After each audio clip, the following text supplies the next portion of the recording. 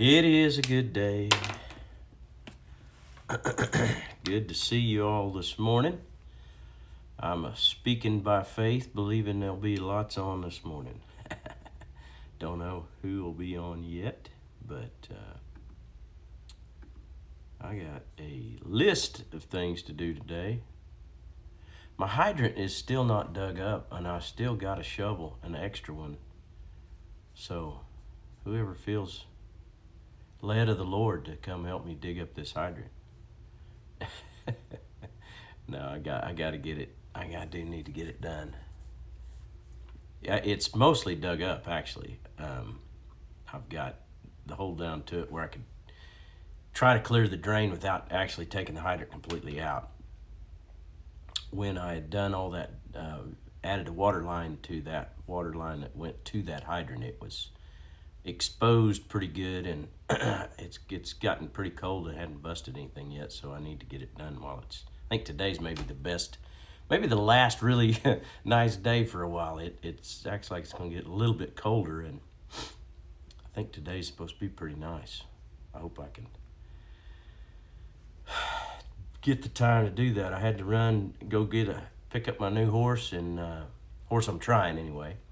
He's nice, she's nice, mare, but we won't hold that against her. No. Nice looking horse. I'm excited to see how she rides, and I'm really having a hard time getting this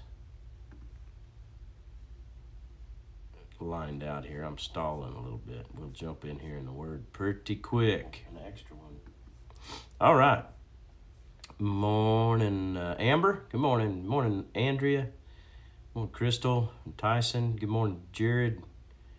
Valerie. Good morning, Boyd Pete. Scott Keller. Good morning, Christy.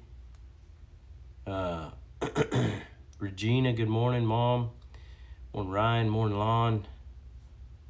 Jacob, Robin, good morning. Jana, Adam. I think that's got everybody that's said something so far. Let's go back to Hebrews in the Word of God, and we'll talk some more about this. I forgot what I called this now, but this is talking about or right living is what I called this, and here in Hebrews in chapter 12, it starts out with the positive. He says, look unto Jesus, the author and the finisher of our faith. We talked about that a little bit yesterday. But he says, under the conditions that we're in, we've got all these witnesses, those that have lived before us.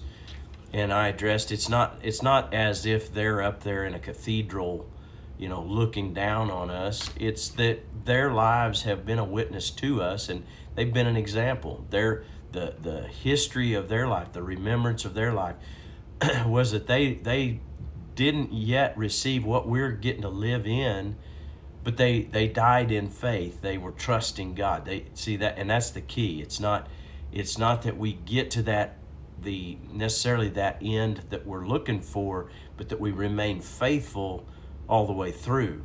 We'll receive that prize, as in eternity and relationship with God, and the completion of our sanctification and becoming one with God. All of that takes place, but until then, we're showing ourselves faithful. And he says, looking unto Jesus. This term, keeping your eyes on Jesus or looking unto Jesus, there in verse 1, he says, let us strip away every weight that slows us down, and especially every sin that easily trips us up, and let us run with endurance the race that God has put before us.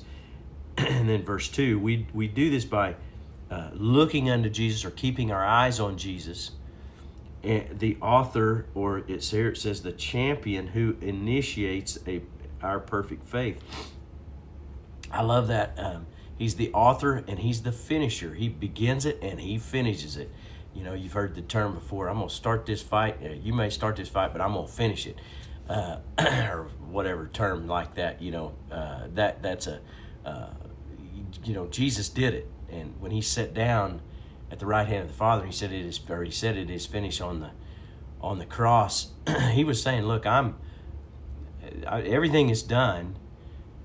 Everything is needed done is done. It's complete in me. So we got to look unto Jesus for that. But that phrase, keep your eyes on Jesus, or locking in on him, in the Greek it signifies a undivided attention, looking away from all other distractions. So it's not just looking at Jesus, it's being intentional to look away from everything else. And you know, Sunday's sermon with Jason was talking about being intentionality. I had a conversation with another man yesterday talking about that very thing, how we have to be intentional about a life with Christ and looking unto Jesus, because there's all these other things that want to distract us and pull us away.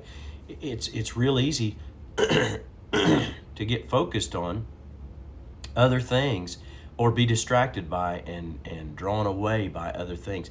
The wonderful thing about the grace of God is, and the goodness of God is that when we recognize and realize that, wait a minute, I'm over here, I'm focused on, you know, this thing instead of Christ.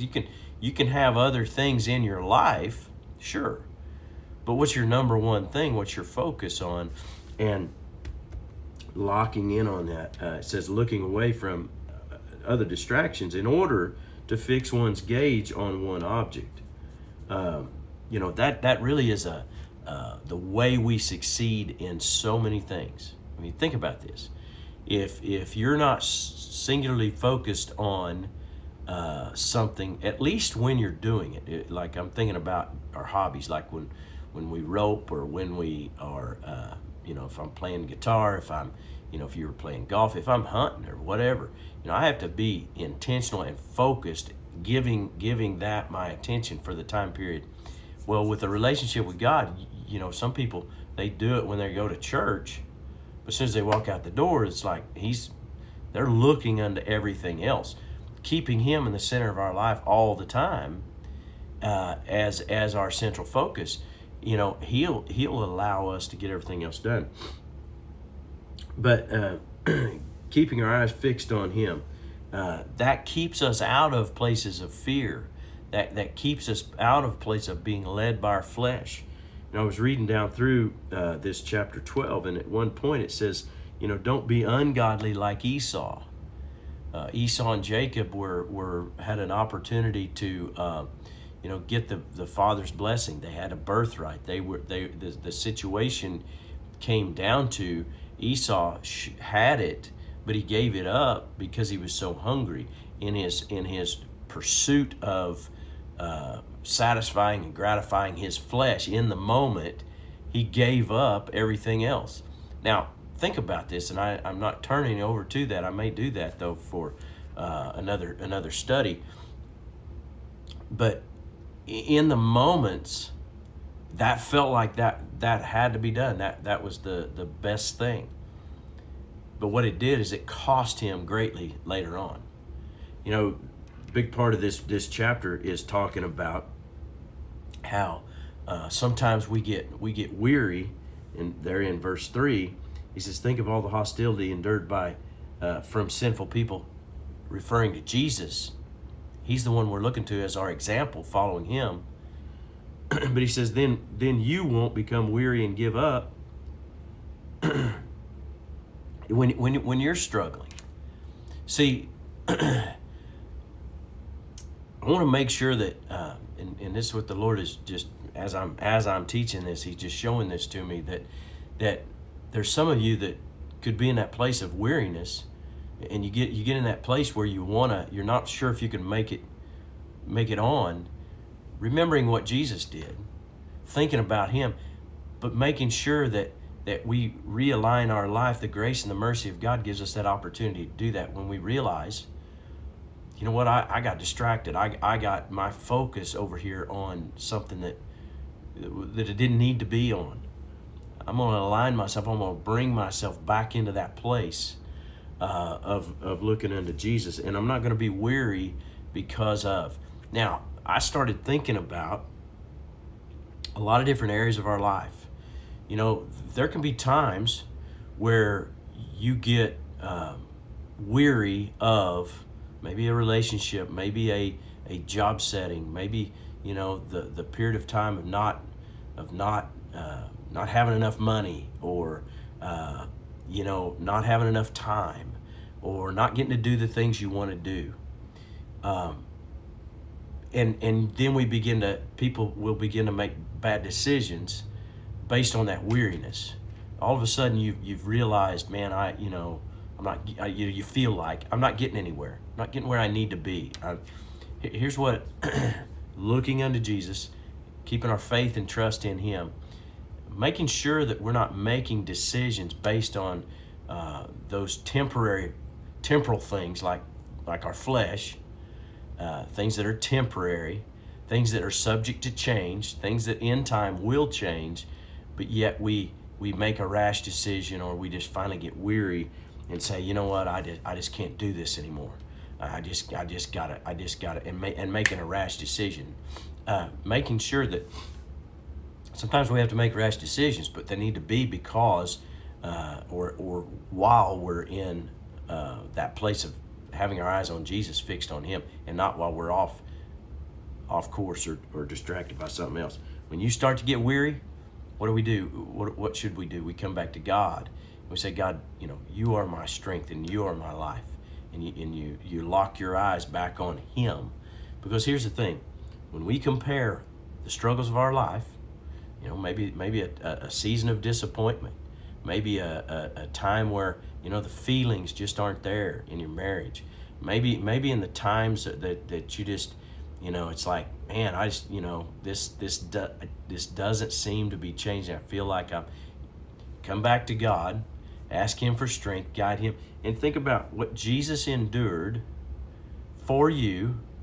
Man, I tell you what, He is our example. Look unto Him, Lord. If you can carry all that you carried to get through the experience of the cross, and for me, then I'm going to look unto you for the strength, because He gives us that strength to get through this season. I'm not going to get weary. I'm not going to give up. I'm not going to quit. I'm going to come back to you. Now, He goes on, and we won't talk about it today because I need to wrap this up. But He goes on into verse 7 through about, 12 or 13. And He talks about God's discipline. And discipline is the correction of, it's not abuse, it's the correction of the wrong things. God will show us the correction of our ways. In our relationship with Him, it would be correction of sin. In our problem, in the situation, we need to hear, we need to receive, we need to have instruction that guides us in how do I fix the problem of my heart. You know, Esau was totally led by his flesh. He said, all I want is a bowl of stew. All I want is my belly full right now. I'll give you anything. He was so caught up in his flesh, in his physical need, that he gave up something that was extremely valuable. And so don't give up your relationship, the setting, the thing. It may be that something needs to change, but it needs to change in God's time, not my flesh time, not my emotions time. All right? So I don't know who that's for. That's pretty pointed, but allow that. I know that's for, it's for all of us at some point. We've all been in those places. Don't be led except by God, and that's by keeping our eyes on Jesus. So go out today, take that word. If you're trying to figure out exactly how that's speaking to you, spend time with the Lord. If you're a little bit off, say, God, forgive me, or God, help me, guide me. I will to be in time with you. I'm going to look unto you I'm going to be led by my spirit man and not by my flesh. And I believe God will absolutely transform, change, and direct your life. So be blessed in all that you do today. Man, I just encourage you. It's the middle of the week. It's Wednesday. Stay strong and go get them for Jesus. Amen. Love y'all. See who else come on. We went over 30. I saw there. We haven't done that on a daily thing. That's pretty awesome. Jana, good morning. Mara, good morning. Good morning, Wendy. Good morning, Sean Summers. Good morning, Danny Vasquez. Travis, good morning. Sherry, good morning. Morning, Lucy. Joel, good morning. Jessica, got Kentucky showing up strong. Morning, Jory. I believe you're maybe out there way out west. Jason Skaggs, good morning, brother. Bobby, good morning. I think I got everybody. Good to see everybody on here. Jeff Washburn, good morning. Thanks for taking care of my horses and calves here at the house while I was gone. Appreciate that. It's a good brother in the Lord, and I guess it drives by my house going to work, so that works handy. All right.